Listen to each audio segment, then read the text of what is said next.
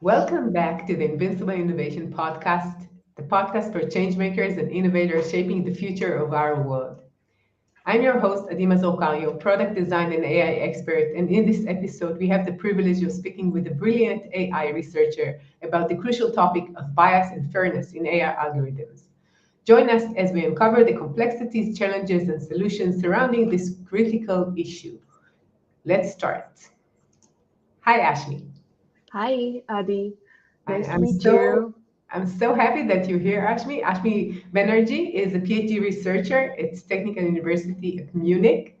And as I said at the beginning, I'm so happy that I have a young woman with me.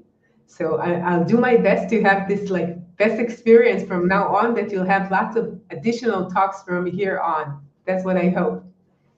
Thank you. Thank you very much for the opportunity. I'm very thankful to you for inviting me and for giving me this opportunity.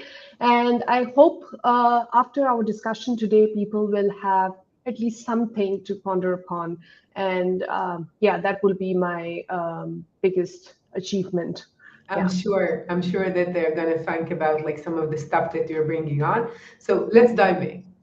What exactly is AI bias, and why it's so significant concern? What's the problem with it? Yes. So, I mean, I guess I don't have to really explain what AI is to people because, I mean, there has been a lot in this area in the recent past.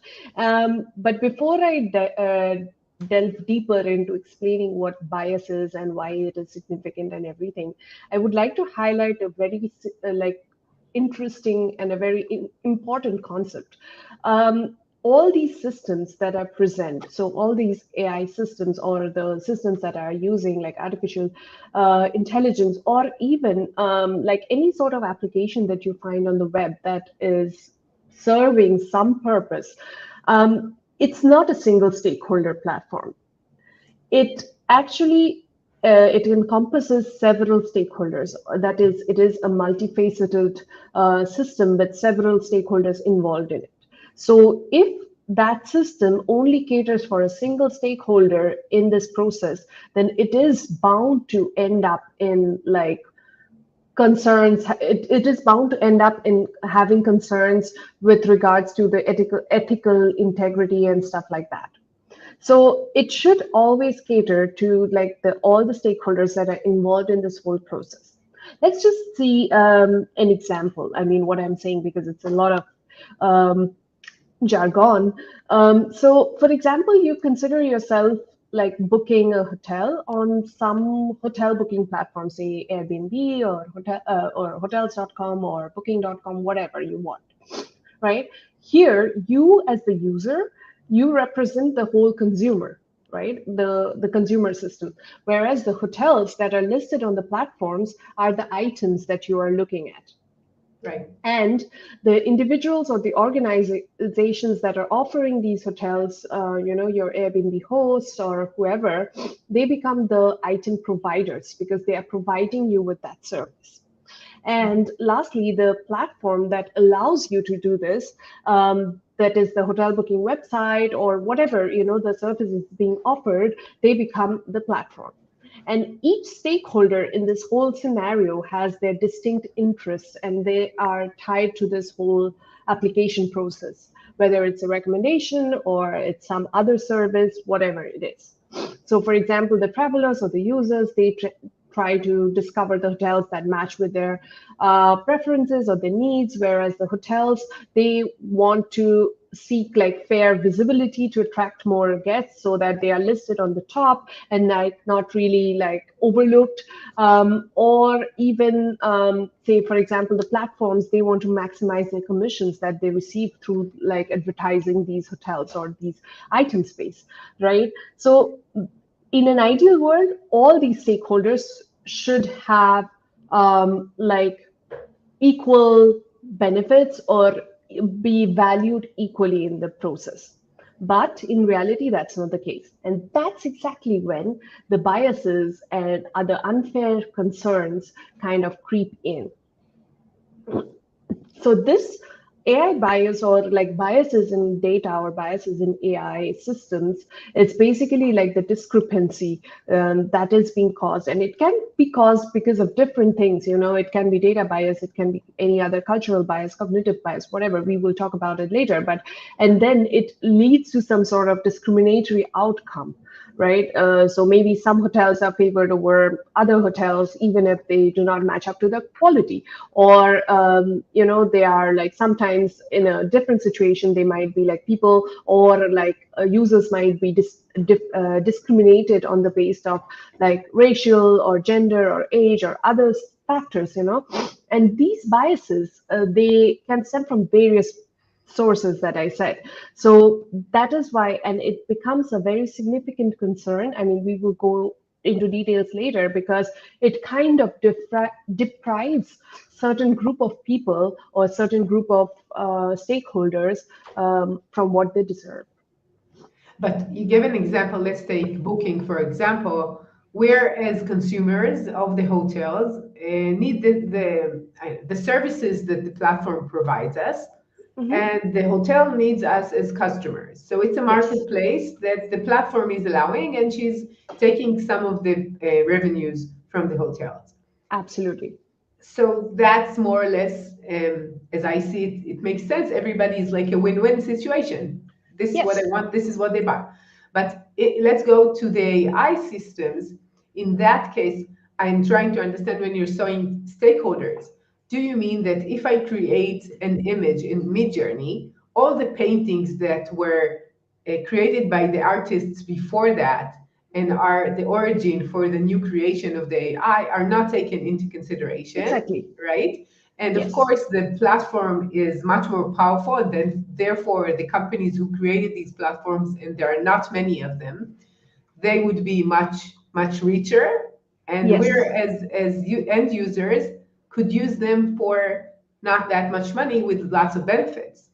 Yeah, exactly. I think I read or I heard somewhere about a similar use case. So I think so the artists, the real artists, you know, whose art these on whose art these models have been trained on, they are kind of protesting against this whole Gen AI revolution because they are like, okay, we will not be valued anymore because I mean a lot of effort, a lot of like work goes into building or the painting that they have produced. And now if Midjourney does it in like a few seconds, then obviously they don't deserve the kind of accolade that they deserve, or their talent kind of goes unnoticed, right? Because everyone will be like, yeah, but why will I pay this artist, you know, several $1,000s? I will just, you know, use Midjourney and to generate the same quality or even better quality of art.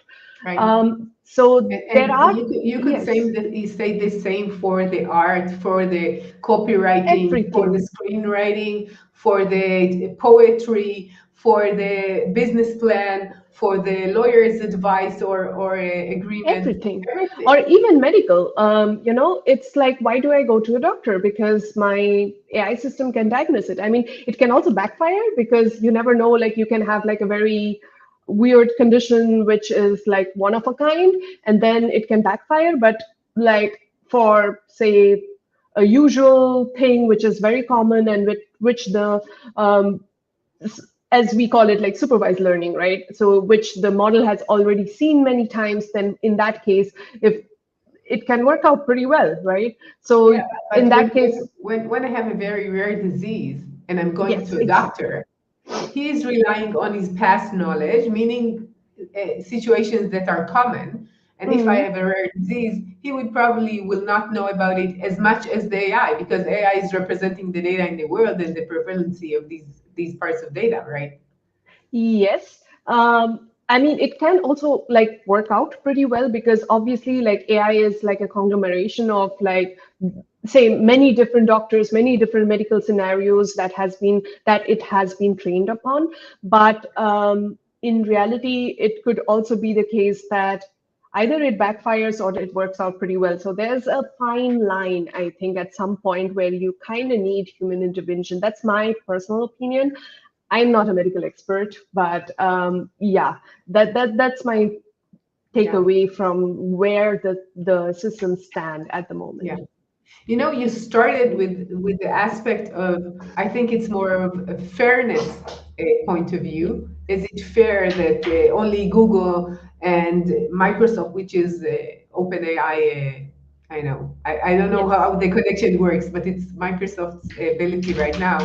They're the only companies in the world who have this capacity in order to rule this amount of power that will change the world for sure. That's one side, which is like how fair is it and what is the implications for our world. I thought that you would talk about at the beginning is like the data is biased because people are biased, and the data that is entering and building this system and teaching these systems, learning systems, is biased. I thought that you would start from that part. Why did you start from the fairness part? Um, I think yes, that is because that's already the cause, right? I mean, you cannot really do too much on an algorithmic level to change too much about what the or how the data is. That's my opinion, right? I mean, sure, Mm, you can try to like see that okay, the data that you are training your model on is kind of balanced, has all the, it's kind of representative of what you're trying to achieve, but in reality, it's often not the case, right? I mean, mm. let's just take this example of women in tech. You just like started with that, right? That we Right. have so few women in tech, and it's so difficult to get more women in tech, because that's like a fundamental problem, right? And that cannot be solved with building better algorithms or Just anything. a But minute. Just sure. a minute. Sorry. Yeah, I'm with you. It was my dog. She has to come in. It's part of the discussion. Yeah, I'm with No you. Sorry. problem. No problem. So I think like it's a fundamental problem which cannot be solved using AI, or it cannot be solved using like better algorithms. Like we cannot get more women in tech, but we are using better algorithms in our systems, right? So we have to address it on more on a policymaker level, more on motivating more girls to join tech, and on like different levels. And that will eventually, maybe 50 years later or 100 years later, help us bridge the data gap. you know Mm, so it's a very different thing. So that's why I started addressing it from a point of view where we, as like computer scientists, we as researchers, can possibly address it. So I mean, there are lots of toolkits. I mean, Google has their own, Microsoft has, IBM has like some Fair Learn. Microsoft has, I think, Fair the Learn. And responsible AI program. yes. No, This is these are basically like fairness. These are like metrics, a bunch of metrics, and then they will help you to see whether your algorithm is basically like fair, or it has some concerns, ethical concerns. And they have each has their own metrics, and each has their own evaluation criteria. But I mean, that is not going to solve the data bias problem, right? So why that do you is. think it's not a good solution? If you say Mm, we have this criteria of some kind of equality or just thinking about minorities or taking that into consideration, why do you think it's not a kind of solution? I am not saying it's not the good solution. I'm saying that it will not handle the data bias problem, but it will handle, obviously, like your existing system. It will help you probably, like depending again, because fairness is a very uh, task specific, or very like, I mean, there is no single definition of fairness. So it differs from different, like area to area, or different, like case by case basis, basically. So we have to Right. evaluate it on a case by case basis. So maybe it will solve your use case. Like it will probably, with your existing information, your existing system, maybe these metrics will actually help you solve your problem. But then what I'm saying is they might not solve your problem of data bias, the Mm, specific problem that I'm talking about. Like they mm, would not change. I mean, maybe the data that you are training it on, you can use some sort of simulation, and then you can make sure that all the metrics that you're trying, or all the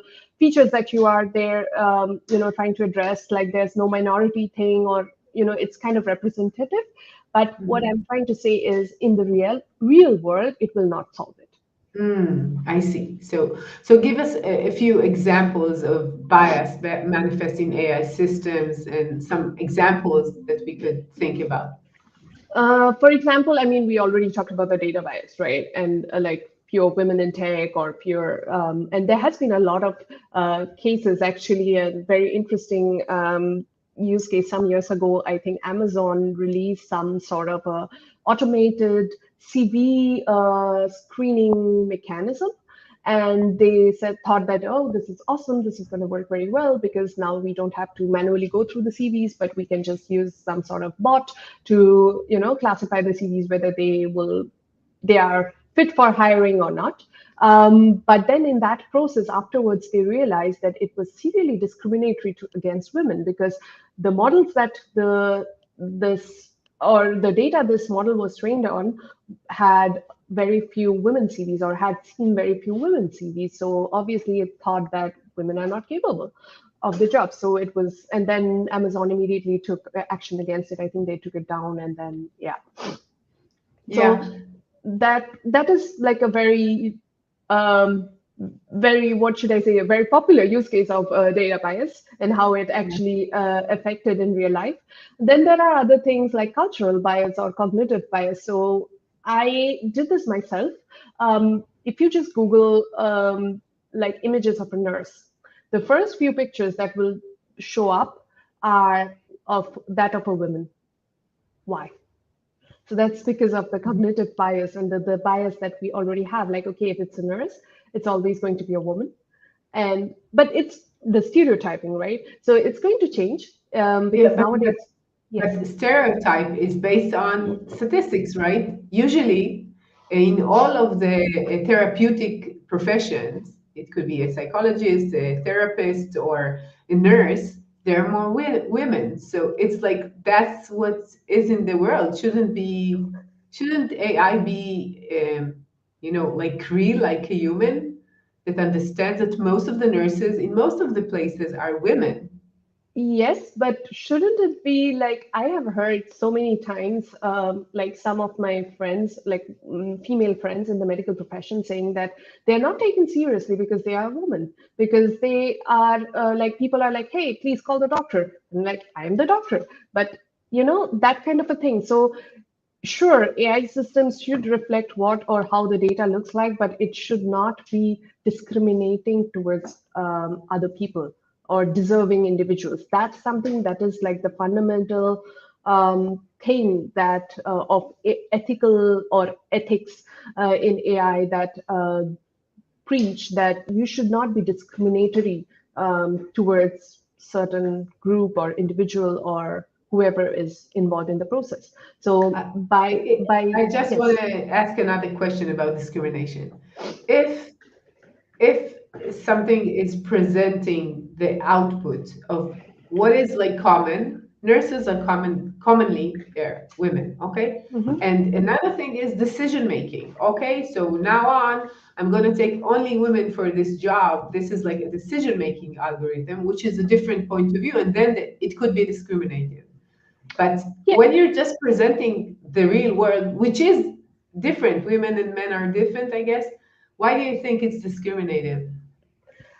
In my opinion, I think it is discriminative because I would want to get the same treatment or the same kind of, vibes from my patients if I were a medical expert that a male counterpart is getting. Because I feel like just because of my gender, I'm losing out on some. I mean, here in this case, it's probably just like people not taking me seriously, but there could be other implications as well. I mean, again, you can only tell the best when you are there. And I mean, I also this whole minority thing, right? You kind of, I think that's a problem, right?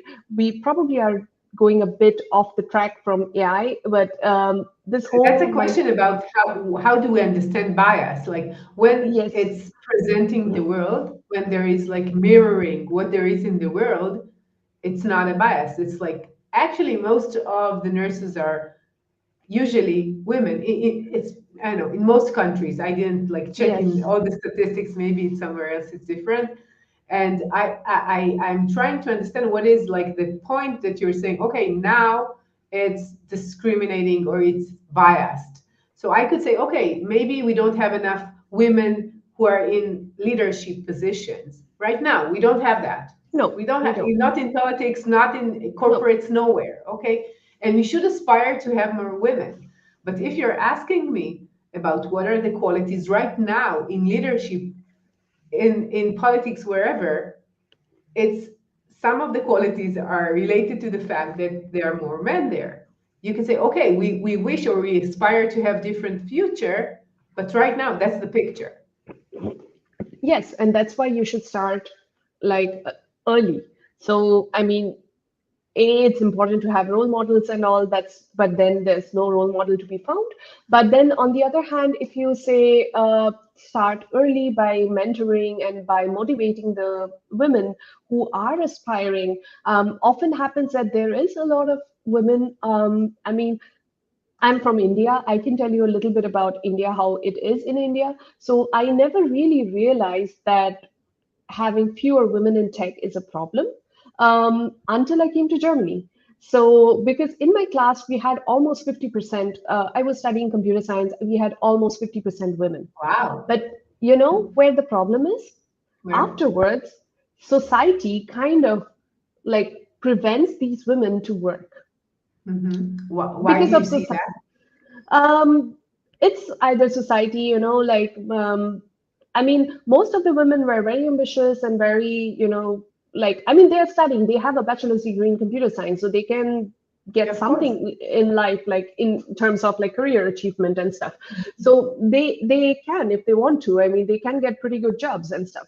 But the thing is, often it has been seen that even though, at least in India, like even though there are lots of like almost 50% of women studying in at the like the bachelor level, the higher you go up, the number of women decrease because either because of society forces them to stay back at home, and like the families are such that in still in a significant chunk of the society that they do not really appreciate the woman of the house going out and working, or and instead of not looking after their children or something like that. So like that is a big concern. So I Mhm. mean, again, we are deviating, but still, I think it's a Yeah. very valid topic to be addressed.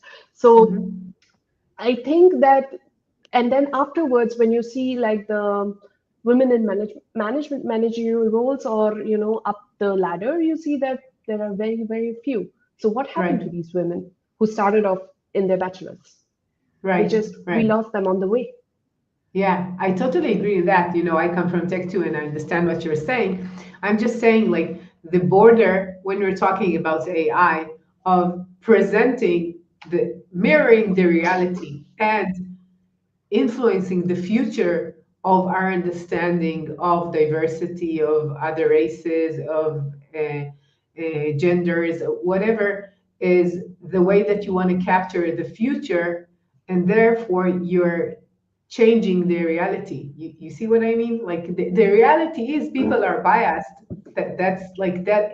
It's not that I like it or not. That's how Yes. people are, right? Yes, it So is. But like my understanding or my way of thinking is that if you're so people are biased, you can't really do too much about it because they are people, right, they are bound to have their own opinions. But models are right. something that you design from scratch. So it's Mm-hmm. kind of in your hands. Sure, there are like data biases and there are things that kind of model also learns.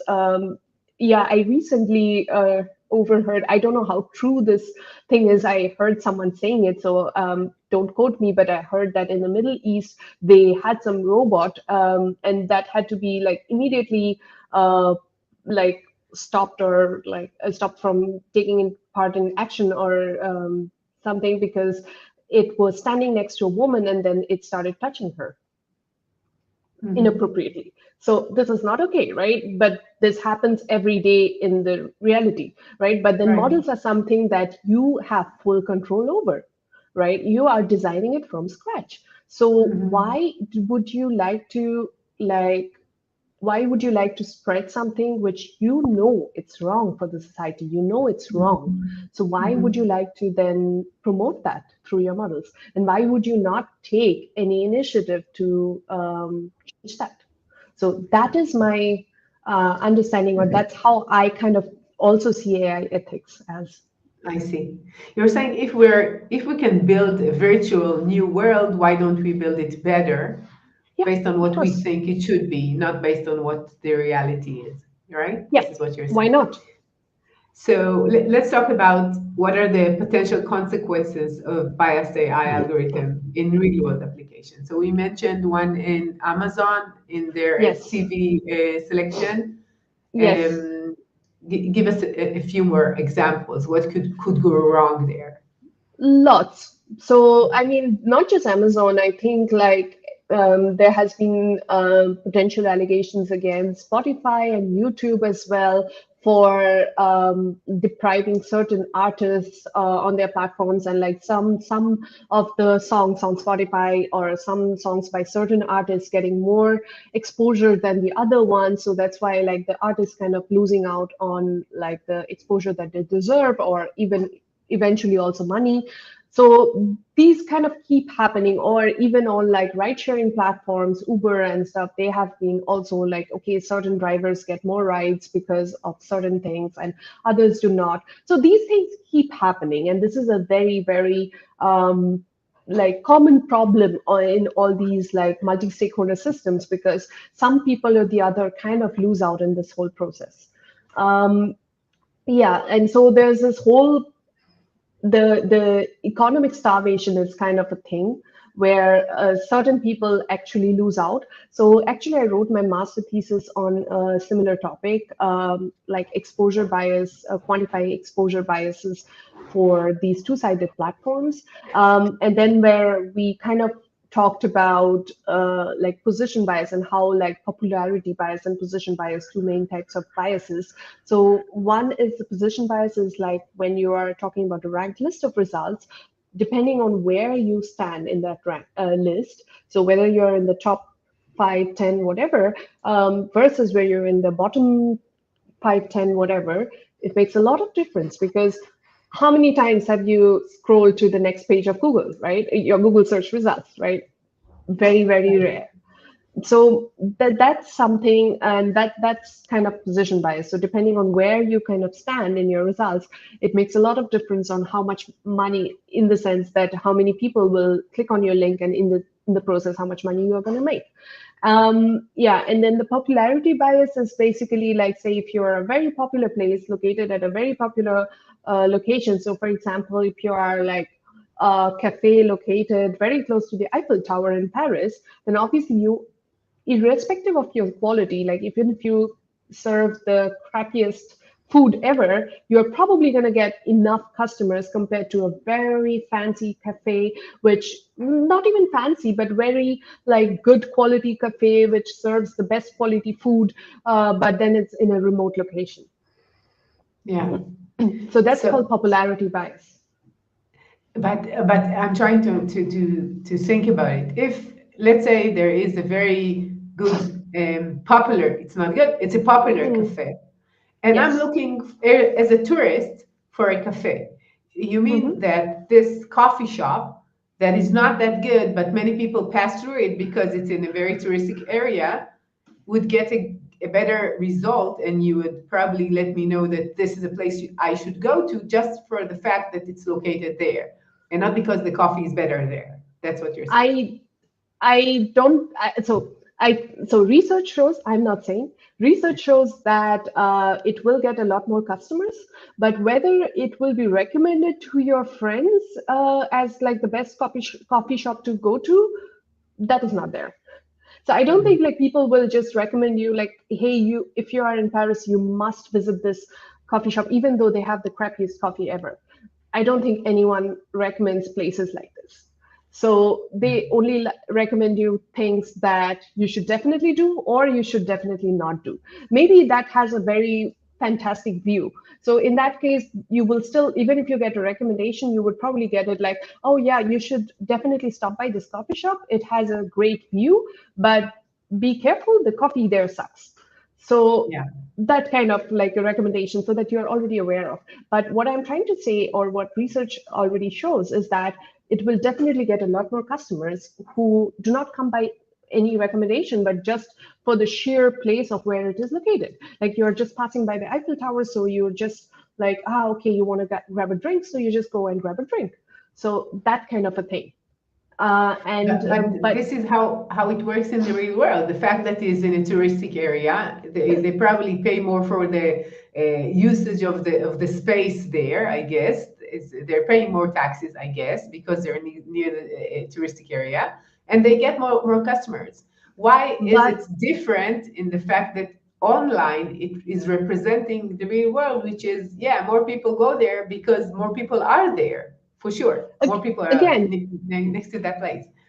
Yeah, but then say there is another cafe who is doing like working really hard to provide very good quality food and like has decent interiors and like comparable quality. So the comparison can only be made when all the other things are kind of constant. So if you are comparing like a 5-star hotel to like a roadside place, obviously it does not make any sense.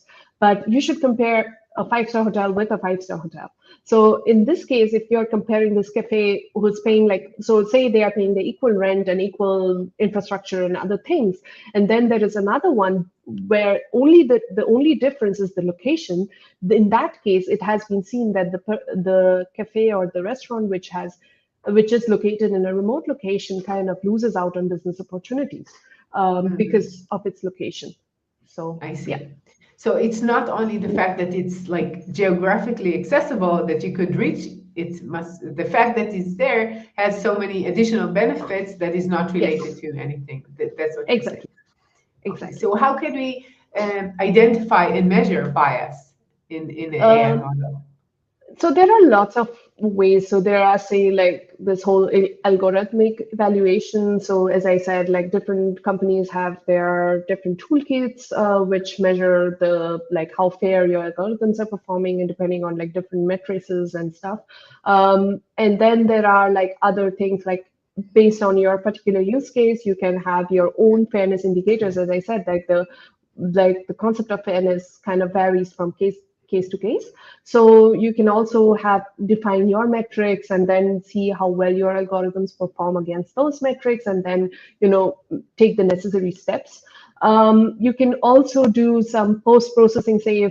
So these are kind of doing post-processing. So after your model has been already built, you can also try to mitigate biases by seeing sometimes reweighing the things, or also changing the representation. As I earlier mentioned, that maybe you notice that certain things are like certain features in your data are kind of sensitive features and they are not that well represented.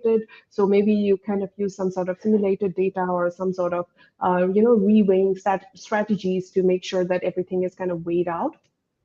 Or you can also use something like counterfactual analysis, so where you can try to understand that what happens if this certain thing is not there. So for example, if gender is a sensitive attribute, you try to omit the gender and then see how well it performs, whether there's any difference on the model prediction or not. Right. But there is also an interesting aspect on this. It has been seen that if you say in this, let's talk about the CV thing, right? Like the CV decision-making thing. So if you just say, okay, I mean, I don't want a model that discriminates against women. So from all the CVs, I just hide the sensitive information about gender, right? So I say that, okay, like no CV should mention any gender information. And now I feed the remaining information to my model, and then I train my model on it. But it has been seen that there are, like, even if you omit these directly or this direct attributes, there are some indirect attributes. So for example, if you have a section called hobbies on your CV, and if you're a woman, it has been seen that you are most likely to pursue hobbies like, say, ballets or, I don't know, dancing and stuff like that. But if you're a man, stereotypically, it has been seen like you're playing football or, I don't know, cricket or whatever. So just from these things, you can also, the model often turns out to be biased. Yeah, I think that if I'm not mistaken, it's even the way that you structure or build the CV, the way that Yes, you're saying things about yes. yourself. Women will be more apologetic, they will be more soft, they will not be that Hmm. concise, not sharp. They would Yes, say things absolutely. in a different way.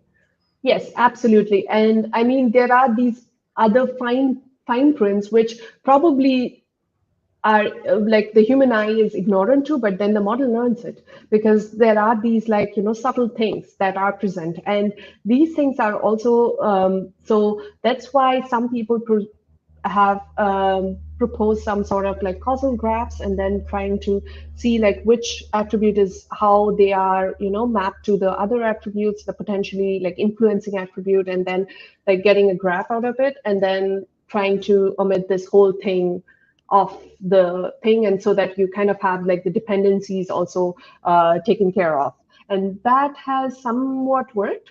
So that could be one option, but then again it's a lot of work. Yeah.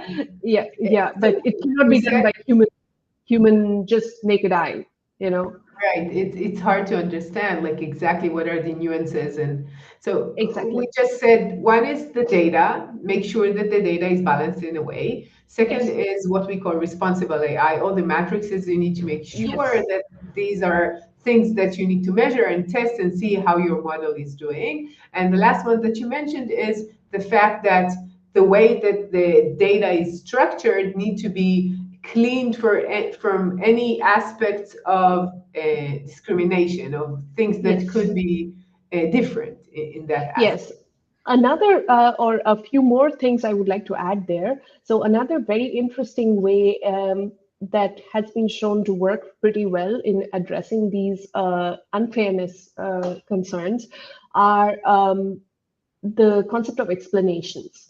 So, for example, I guess everyone has made at some point used Amazon or Netflix or whatever, right? All these like recommended systems or these platforms where you have also encountered statements such as like this camera is a must buy for you because in the past you have also bought so and so, or you watched Lord of the Rings, you might also like Harry Potter, and there are these explanations that why is a certain thing being recommended to you, that and so that it's no longer like a black box. So this kind of also from the user side helps to build a little bit of trust in the system. Okay, the system is not just randomly recommending things to me, but it is doing that for a reason. And this is the reason. So, this, and also from the platform or the provider side, it's kind of like the whole transparency. So, you should be transparent with whatever you're recommending or whatever, you're suggesting in the end, like whatever decision making process is being proposed, there should be some sort of explanation. There should be, and it should not just be a random black box. So this, I think, is very, very important. And I would also like to emphasize on a couple of other things. So, for example, once you have built a model and it's in production, it's working awesome, just don't forget about it. Like we should be, we should keep an eye on it, and then we should monitor it from time to time to see that it is not picking up any biases on the way. Maybe it's encountering some new data and then it's kind of like messing up with what it has learned, and then it is outputting some random things which are probably biased or which are not fair to certain stakeholders. And in that case, you might have to retrain or you might have to take the necessary measures. So it is very important to keep an eye on like your models and your understand the model behavior. I think that we mentioned that in a few last episodes about the fact that when you're creating a software, usually you're debugging it and it's all working and it's in production, everything is working, and you forget about it. You build other features from now on. Hmm. While we're talking about AI, you need to monitor it all the way, all the time, to make sure that you're in the right direction, that's showing exactly the data that you want, not showing the data that you don't want. And if we're talking about bias, maybe it was sufficiently unbiased when we put it in production and deliver it to our clients. And right now it's changing because it's a learning system. It's learning all the time. Yes, absolutely. So this is a very important thing to address. Can you share any examples of successful efforts to address bias and promote fairness in AI technologies? I mean, I already talked about the Microsoft and Google and IBM's initiatives, these like fairness toolkits that they have. Another thing that I really think should be addressed, or like I found it very interesting when I was preparing this, was this. ProPublica. So it's a US criminal. So ProPublica, they conducted some analysis of the Compass algorithm that is being used in the US criminal justice system. So the Compass algorithm basically tells you whether an offender is going to repeat the offense against or not, like what probability, and accordingly, Yeah, steps are taken for or against that person. it's And like the Minority Report movie, but just without these floating people, right? exactly. Yeah. So when they like analyzed this tool, they realized that there was a significant racial disparity against the African American defendants, because they were most likely to be penalized or falsely flagged as high risk compared to like white defendants, even though reality showed something else. And then they immediately corrected it because there was a lot of like public interest and public debate and all these things, and they immediately corrected it. And so it kind of, I think it sparked a controversy, which ultimately led to like refinement of laws and refinement of rules and betterment of society. So I think that that is a very successful effort. So I definitely would like to highlight that. And there has been a lot of studies in this area, actually, like studying this compass tools, and they're like this like unfairness and fairness criteria and all these things. So there's a lot going on in Yeah. that area. So at some point, I think in the 2018, 19, or like 17, 18, that period, there was a lot of, this received a lot of attention also in Yeah. the research community. I'm creating a course for creating generative AI applications. And Hmm. yesterday I wrote the lesson for bias and legal.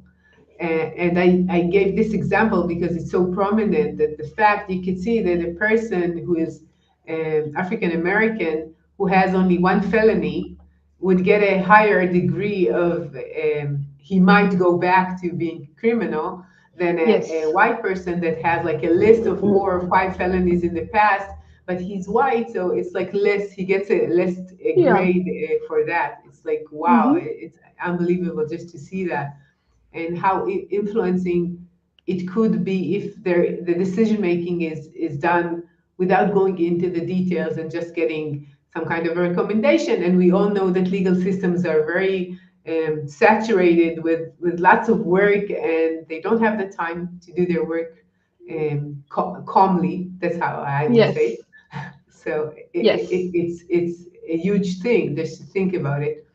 And what you just mentioned is very, very insightful in that sense that, yeah, right now we have parts of the legal system, either in the police or in the legislation or in lawyers or in judges, who has some kind of discrimination, just bias because they're people. That's it. And Exactly. when we were building this system, we could make a better effort to wield these things without all the what we might think about people or the stereotypes that are not reasonable in some cases.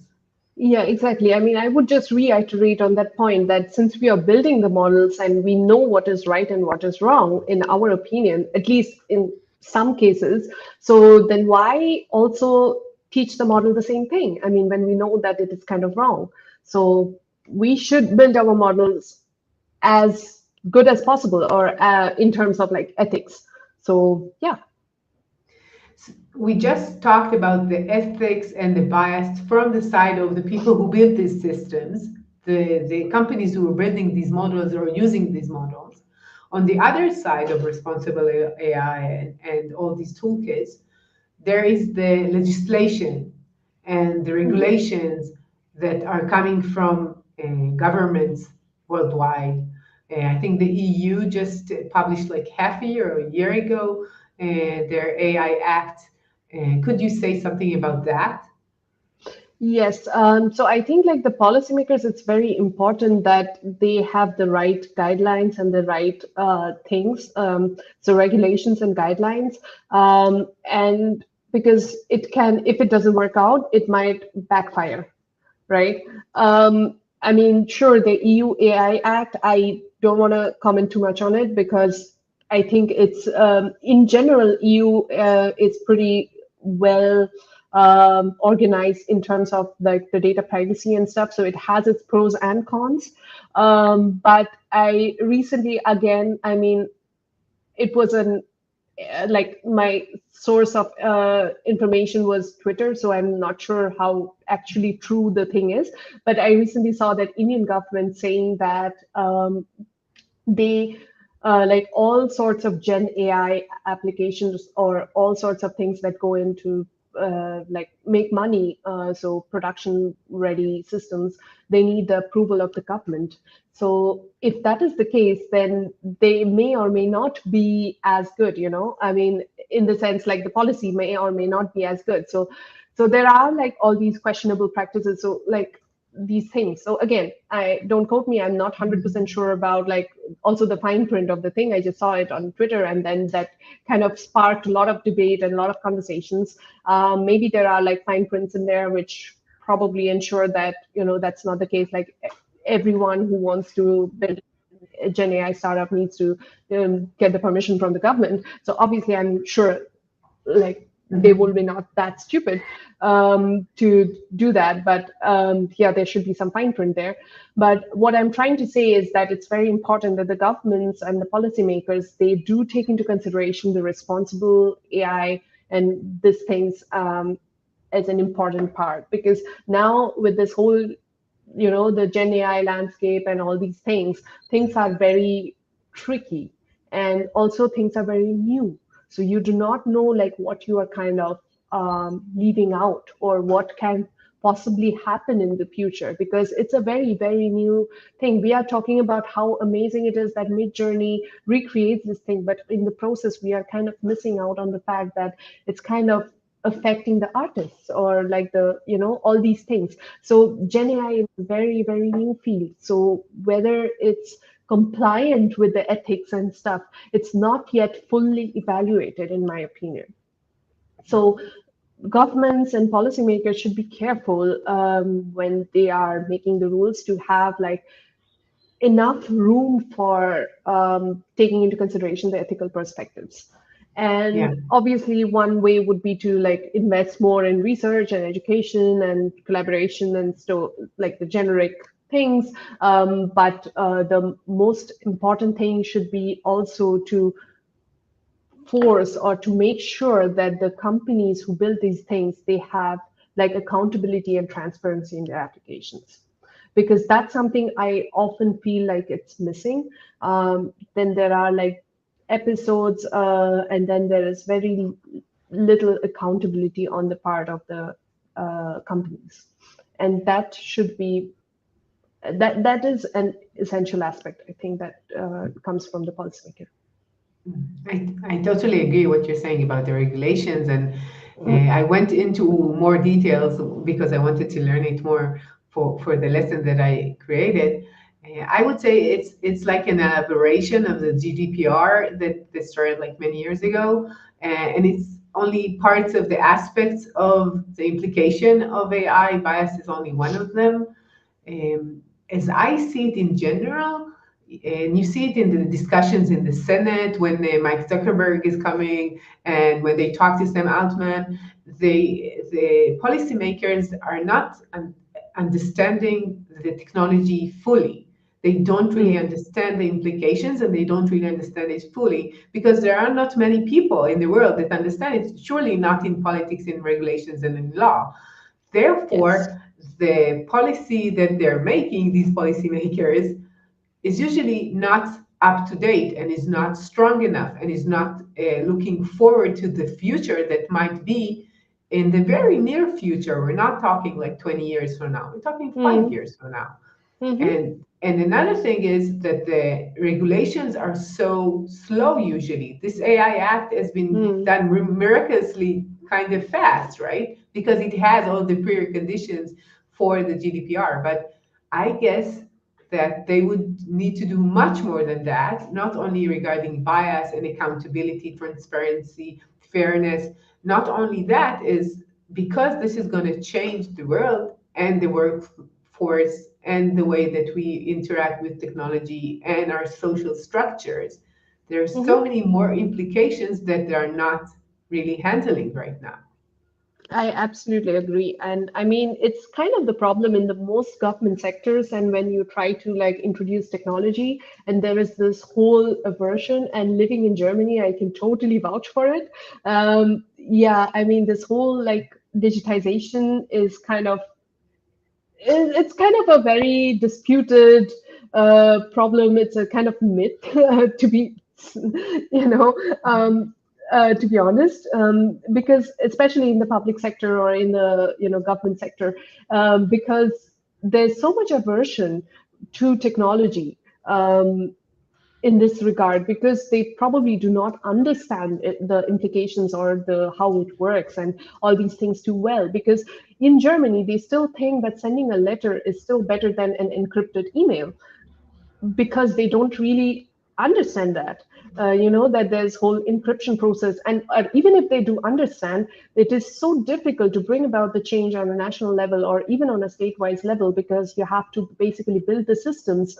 And then there comes again, there's this problem of like lack of labor and whatever. So because of other things, it's super hard to realize these things. And yeah, so I totally get that, the understanding, that the lack of understanding for these guys. Yeah. Yeah. So we're almost done. I have my last question before I ask you about what you're doing. And your number one tip for AI entrepreneurs today. Um, I would say like, hmm, I think I would say that no matter what system you build, how awesome it is, it will not work out if you do not prioritize like fairness and like the ethical integrity of the system. So, and transparency, most importantly, transparency. Yeah, so that would be like in short my number one Yeah. tip. You're saying that Mm. because the regulations would make sure that they will pay for it, or because you think that the result will not be as good? Their product would be biased and people would be, I know, hurt, or they would Exactly. sue them. Yeah, more the latter, because I feel like regulations are not there yet to, make sure that everything is in place. So that will still take some years until they are, they can take care of these things. But why I am saying this is because I feel like either their product is going to like, harm a certain group of people, or will be, will be biased towards some people or groups, and something will not work out, or some stakeholders. I mean, I wouldn't even say people or groups, but I would rather say stakeholders, because you don't know, like, and then something will go wrong, and then yeah. So in the long run, in order to be sustainable, I think you have to prioritize transparency and ethical integrity. Yeah. Thank you. Thank you. It's been a pleasure talking to you. Where could people hear more about your work, about what you're doing in your research, and contact you? Sure. I mean, you can learn more about my work and or get in touch with me through LinkedIn or Twitter. Yeah, or just like on my website, you can like I try to update it almost like as frequently as possible. Yeah. So I try to keep it updated. So yeah, that would At be great. Ashmi Banerjee, .com. ashmibanerjee.com, right? Yes. Yeah. So thank you again. It's been a pleasure. Lots of insights and understanding of what is fairness, what is bias, and why it's so important for us and for our future. So thank you again. Thank you so much for this opportunity once again. And it was a pleasure talking to you, discussing all these things. And I think that these are very, very valid topics and that should be addressed as well. So, Thanks. And to all of you change makers out there, thank you for joining us. And if you found this episode valuable, you're invited to share it. And I'll see you next week with another innovative, insightful talk. See ya.